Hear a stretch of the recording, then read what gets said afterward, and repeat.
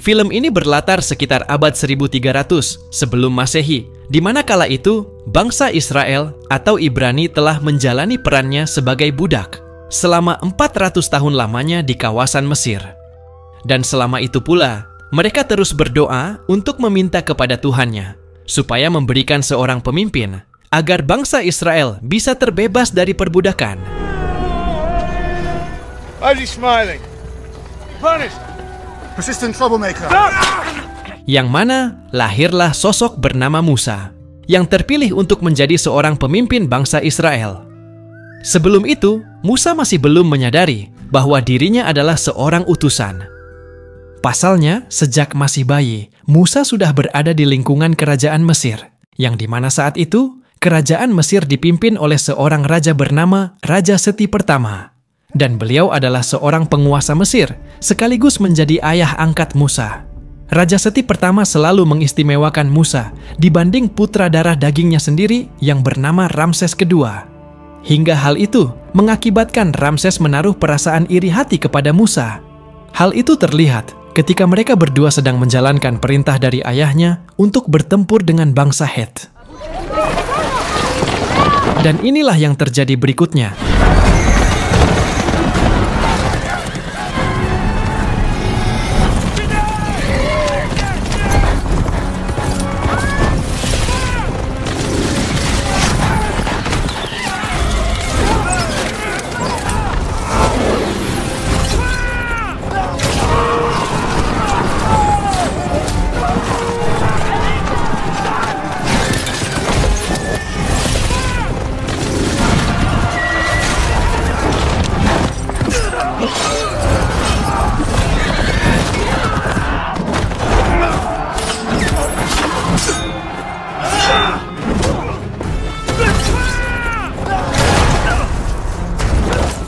Di mana dalam pertempuran itu, Ramses hampir saja terbunuh oleh pihak musuh.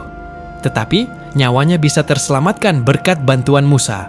Yang mana kejadian itu membuktikan sebuah ramalan dari seorang pendeta yang mengabdi kepada Raja Seti. Pasalnya dalam ramalan itu, dia memberitahukan bila ada salah satu di antara Musa atau Ramses yang nyawanya diselamatkan, maka orang tersebut nantinya akan menjadi seorang pemimpin.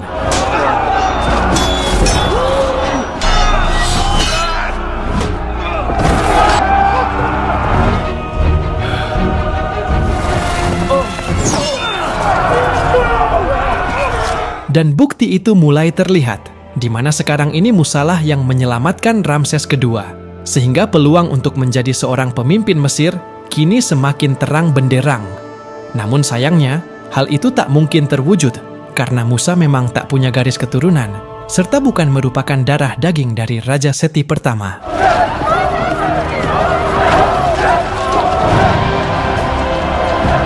Keesokan harinya, Raja Seti mendapat laporan dari jajaran penasihatnya saat di wilayah Pithom, yang merupakan pusat perbudakan bangsa Israel, terdapat sebuah masalah besar tentang isu hasutan serta propaganda yang gencar dilakukan oleh orang-orang Ibrani untuk melawan kerajaan Mesir. Maka atas informasi itu, Raja Seti pertama kemudian menunjuk Ramses kedua untuk menyelesaikan masalah tersebut. Namun Musa yang mendengarkan hal itu segera menemui Ramses kedua supaya dia bisa mewakilinya dan menggantikan tugas tersebut. Alasannya, Musa sangat tahu betul tentang kawasan itu yang memang sangat kotor dan kumuh, yang tak pantas didatangi serta dipijaki calon pewaris tahta kerajaan. Maka atas permintaan itu, akhirnya Musa bisa menggantikan tugas Ramses.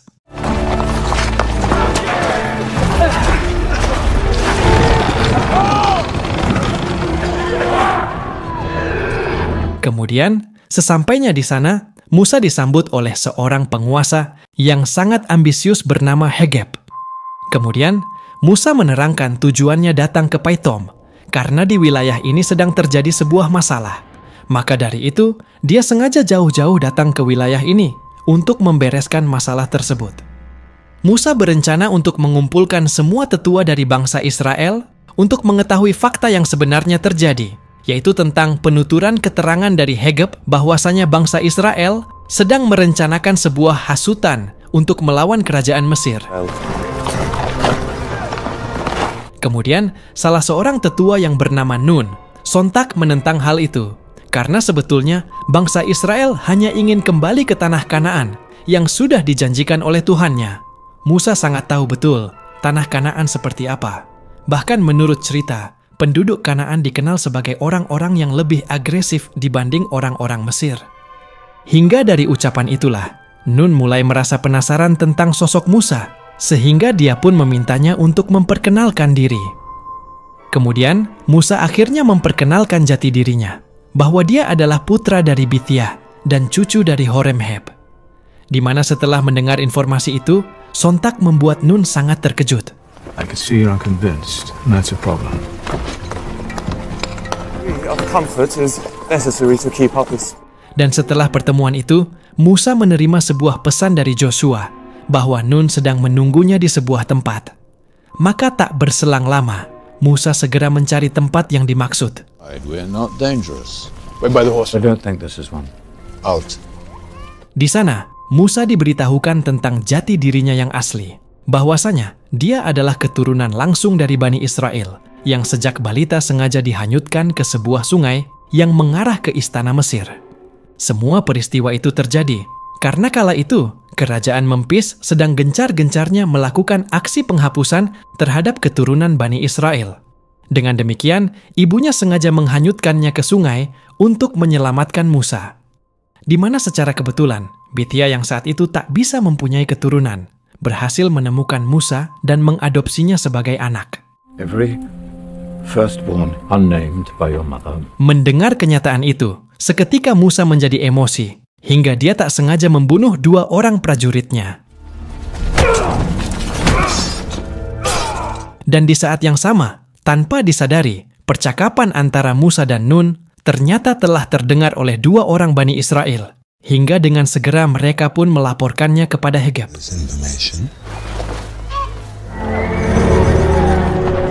Sepulangnya Musa dari masa tugasnya, beliau segera menemui ayah angkatnya, yang saat itu kondisinya kian memprihatinkan. Dan tak lama kemudian, penguasa Mesir yaitu Raja Seti pertama menghembuskan nafas terakhirnya. Hingga secara otomatis, Ramses kedua didaulat sebagai Raja baru Mesir dan diberi gelar dengan sebutan Fir'aun.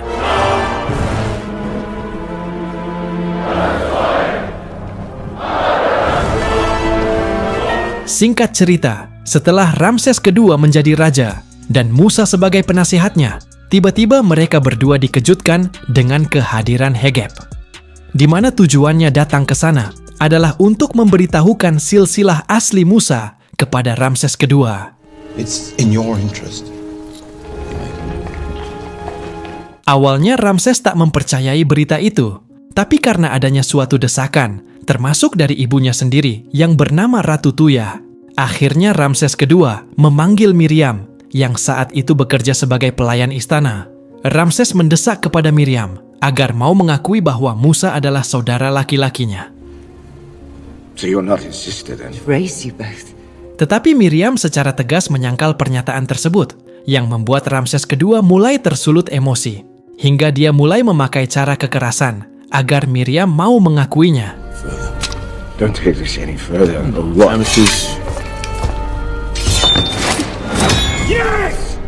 Hingga saat dia akan menghunuskan pedangnya, tiba-tiba secara refleks Musa langsung menyelamatkan Miriam, hingga dia mengakui bahwa Miriam adalah saudari perempuannya.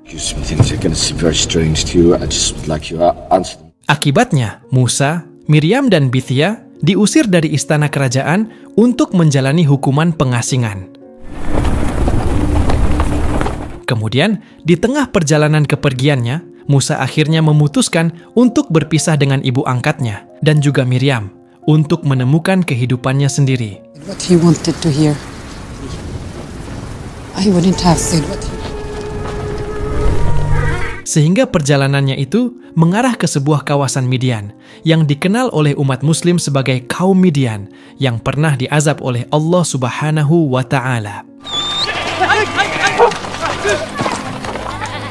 Kehadiran Musa di sana sungguh membuat para kaum Midian menjadi heboh karena pandangan mereka tertuju kepada pedang Musa sebagai identitas bahwa Musa adalah seorang jenderal besar kerajaan Mesir.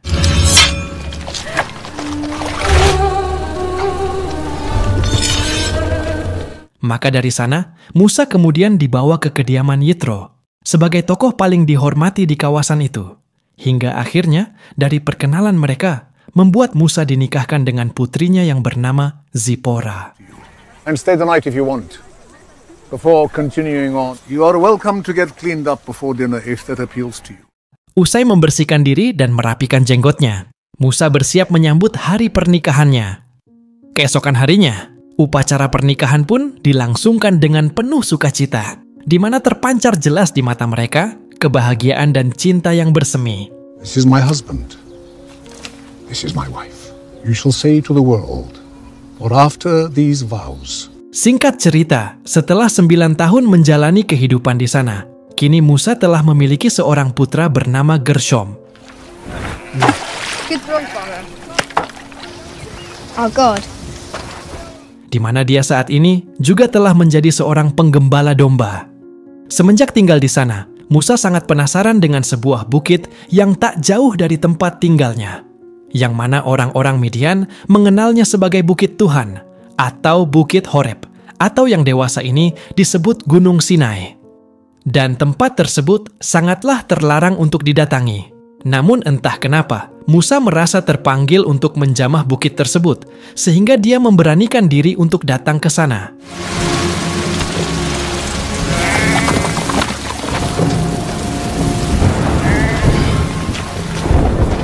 Derasnya air hujan mengakibatkan tanah di bukit tersebut longsor, sehingga membuat tubuh Musa terkubur. Dan dalam keadaan itulah, Musa bertemu dengan seorang malaikat berwujud anak laki-laki sebagai utusan dari Sang Pencipta. Kala itu, Musa diperintahkan untuk menjadi seorang pemimpin bagi Bani Israel dan membebaskan mereka dari perbudakan. Now, I think you should go and see what's happening to your people. What? Fight who? I thought you were a general. I'm a shepherd. Who are you? I think my leg is broken. Help me! Kemudian, setelah menerima tugas tersebut, Musa mengalami sakit yang sangat parah karena setelah dia melihat wujud asli sebenarnya dari seorang malaikat. Hingga beberapa waktu kemudian, kesehatan Musa berangsur membaik dan dia memutuskan untuk menjalankan tugas yang telah Tuhan berikan kepadanya, meskipun dia harus rela meninggalkan anak dan istrinya.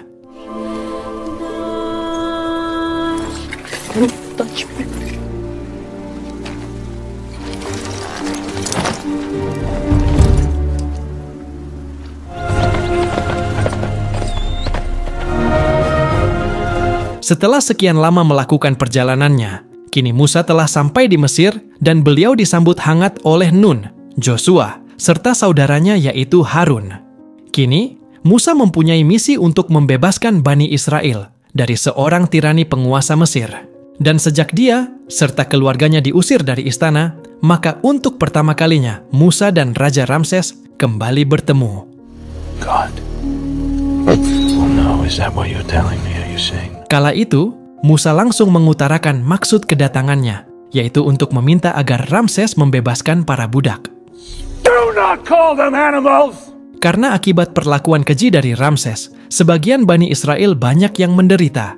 Bahkan, tak sedikit dari Bani Israel yang tewas akibat kelelahan dalam bekerja. You call that order? Order? Order?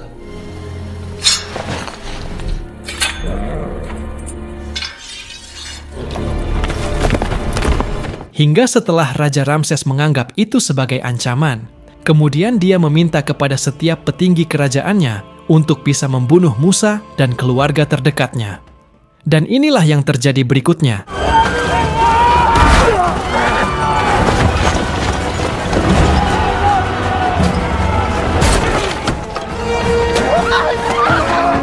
Moses. Where's Moses? Tentara kerajaan langsung membawa beberapa orang keturunan Israel yang memiliki hubungan dekat dengan Musa. Tujuannya yaitu untuk mempersempit celah tempat persembunyiannya.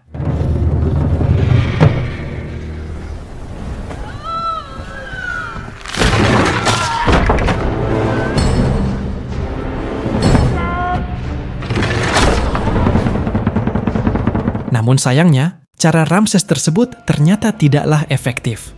Bahkan dari kejadian itu, satu persatu orang-orang Bani Israel mengajukan dirinya untuk menjadi seorang prajurit di bawah kepemimpinan Musa.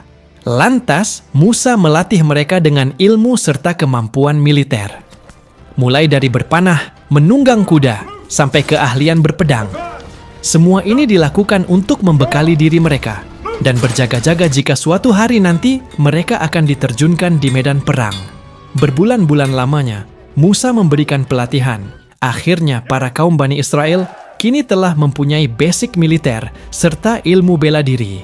Mereka kemudian menyusun rencana untuk melakukan sebuah teror kepada kerajaan Mesir, khususnya kepada Raja Ramses, dengan melumpuhkan dan menghancurkan beberapa gudang stok makanan mereka. Pada malam harinya, mereka melancarkan strategi tersebut.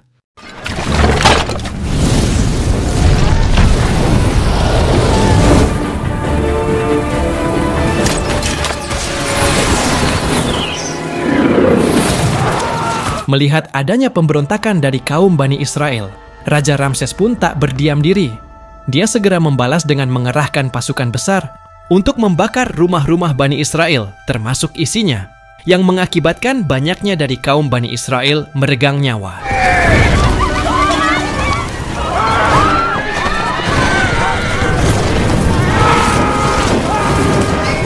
Dari penyerangan itu pula, Musa tak bisa lagi berbuat apa-apa, yang akhirnya pencerahan dari Tuhan kembali dia terima melalui utusannya untuk memberitahukan tentang adanya 10 wabah yang akan menimpa negeri Mesir. Maybe not. I didn't. Wabah yang pertama dimulai dengan adanya perubahan air sungai Nil yang berubah menjadi berwarna merah seperti darah. Hingga mengakibatkan banyak ikan-ikan mati dan berbau busuk, sehingga penduduk Mesir tak akan bisa meminum airnya.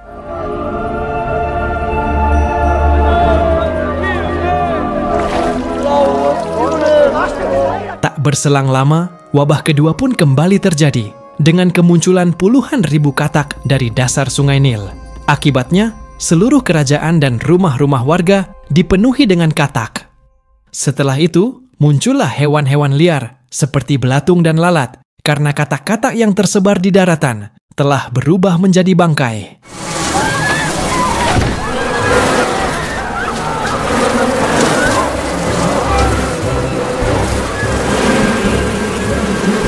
Tak sampai di situ, negeri Mesir harus kembali mendapatkan musibah dengan datangnya serangan penyakit seperti penyakit kulit. Bahkan, Raja Ramses sendiri terkena penyakit tersebut. Namun beberapa kali negeri Mesir mendapatkan musibah, ternyata tak membuat orang nomor 1 di Mesir itu menyerah. Bahkan kala itu, beliau terus memberikan beban kerja yang semakin berat kepada orang-orang Bani Israel.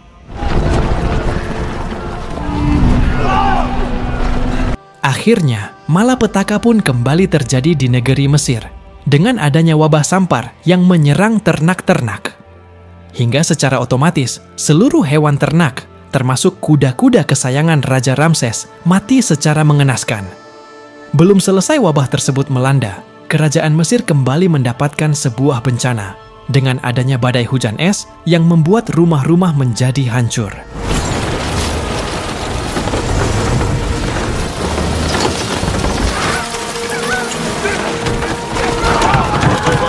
Pada esok harinya, malapetaka kembali terlihat dengan adanya serangan dari hewan belalang dengan jumlah mencapai jutaan ekor.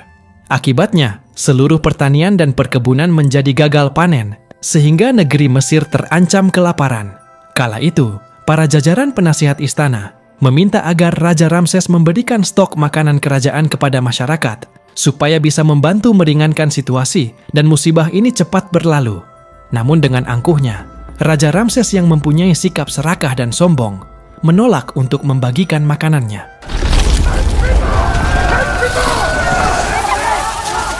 Alhasil, para warga yang kelaparan itu mulai tak terkontrol. Mereka mulai memberanikan diri mencuri makanan di gudang penyimpanan, hingga mengakibatkan kerusuhan semakin meluas.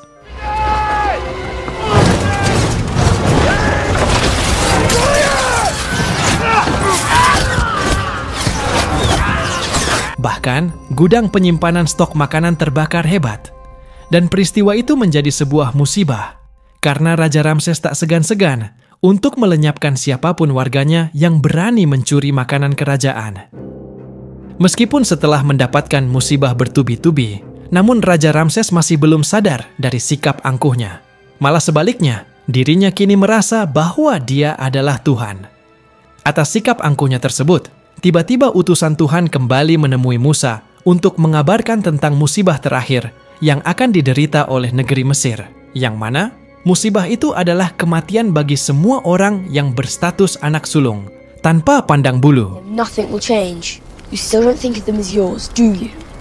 It's not easy.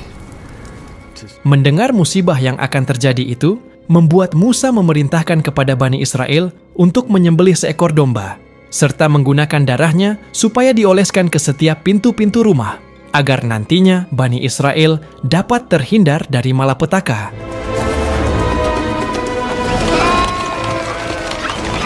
Keesokan harinya, pada malam itu, Musa melihat adanya kegelapan yang datang dari arah kejauhan. Dan seketika, kegelapan itu menelan jiwa-jiwa semua anak sulung warga Mesir.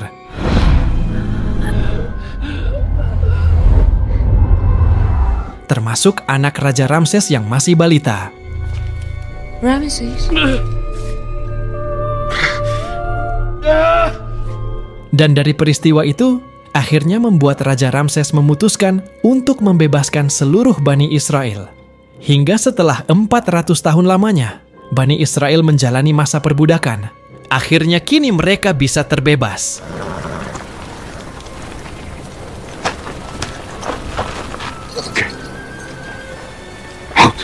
Selama peristiwa Bani Israel melakukan migrasi atau eksodus, mereka mengikuti jejak perjalanan Musa untuk mengantarkannya ke tanah yang sudah dijanjikan, yaitu tanah Kanaan.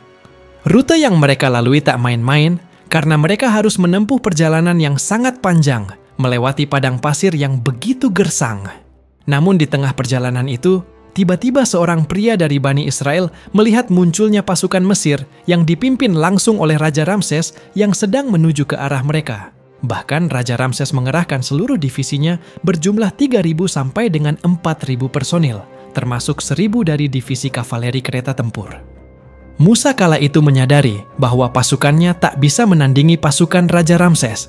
Maka dari itu, dia segera merubah arah perjalanan mereka melewati bukit, karena jalan itu sempit dan tak mungkin bisa dilalui oleh pasukan Mesir dengan menggunakan kereta tempurnya.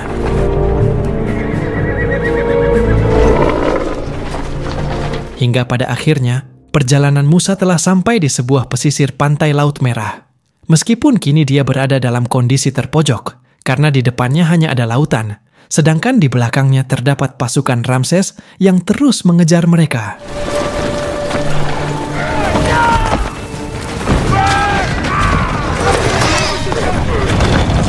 Maka dalam situasi itu, Musa berdoa kepada Tuhan untuk diberikan sebuah petunjuk serta bantuan. Namun setelah sekian lama berdoa, ternyata permintaannya itu tak kunjung dikabulkan. Sehingga kala itu, Musa menjadi emosi, seraya melemparkan pedangnya ke lautan.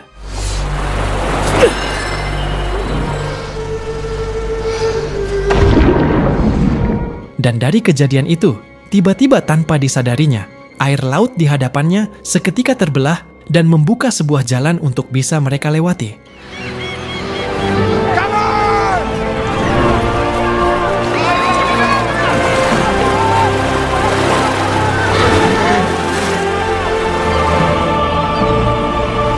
Hingga Musa baru saja menyadari bahwa semua kejadian ini adalah sebuah jawaban dari doanya. Maka dia segera memerintahkan kepada semua Bani Israel untuk menyeberangi lautan tersebut. Di sisi lain, dari arah belakang, Raja Ramses telah melihat kepergian Musa serta kelompoknya melewati laut yang terbelah itu.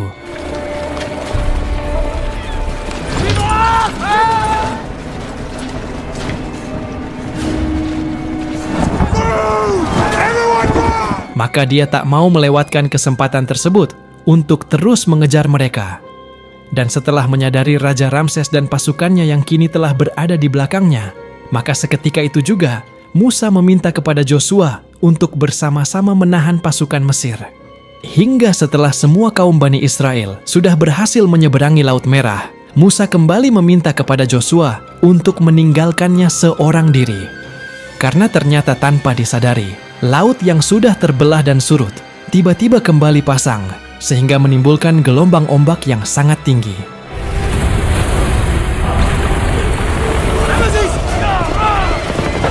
Raja Ramses yang terjebak di tengah-tengah lautan itu kini tak bisa menyelamatkan diri, sehingga dia dan pasukannya tenggelam dan terjebak di dasar lautan.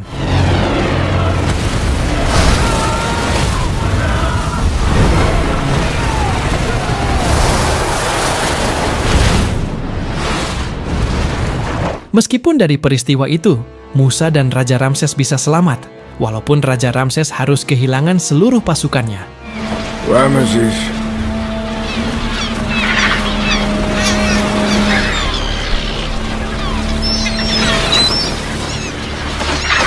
Sementara itu, Musa kini terus menjalankan tugasnya untuk menjadi pemimpin Bani Israel dan melanjutkan perjalanan mereka ke wilayah Kanaan. Tetapi sebelum melanjutkan perjalanannya, Musa terlebih dahulu mengajak kaumnya untuk tinggal sementara waktu di wilayah Midian, di mana di sana terdapat anak dan istrinya.